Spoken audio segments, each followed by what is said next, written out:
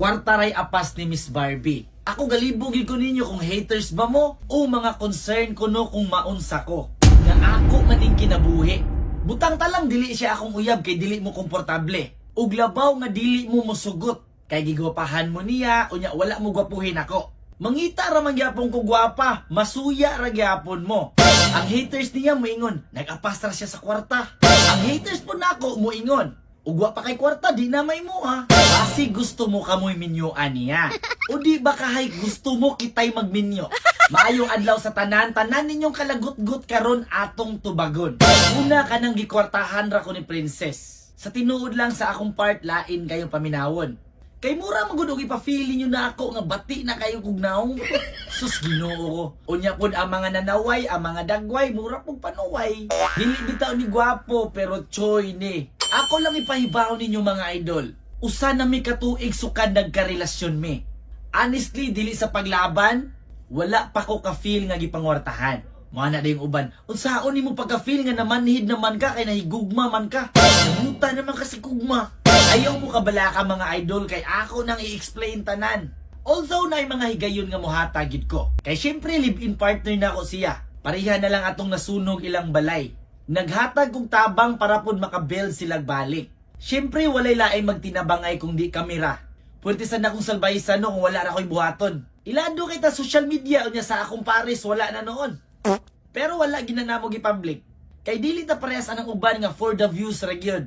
Unang rason nga makaingon ko nga wala ko gikwarta ni Princess. Kay kaming duha, iya-iya mig kwarta. Dili mi parehas og account.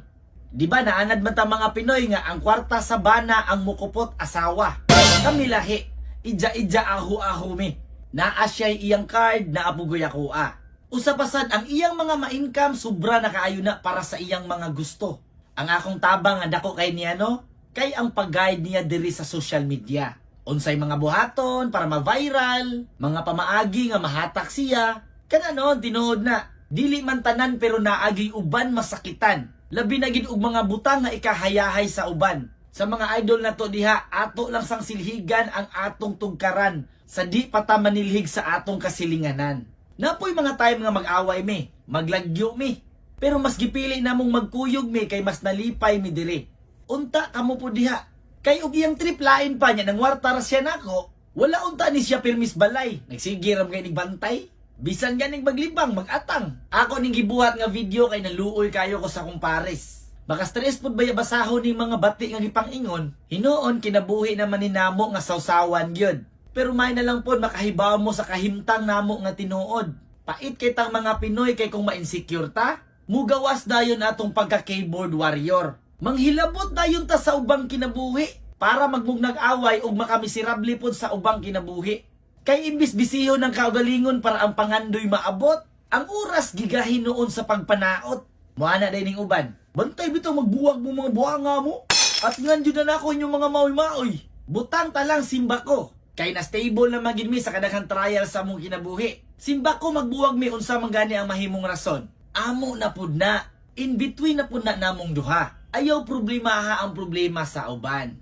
Do not worry about the things you cannot control. Daghan pa kaayog rason nga magmalipayon. Nganong pilion gyud nato mahimong hilabtanon. Dili ni kasuko ako Ang side lang ni namo among gipagawas. Salamat ninyo mga idol lang hinaot ko nga kitang tanan buligan sa taas.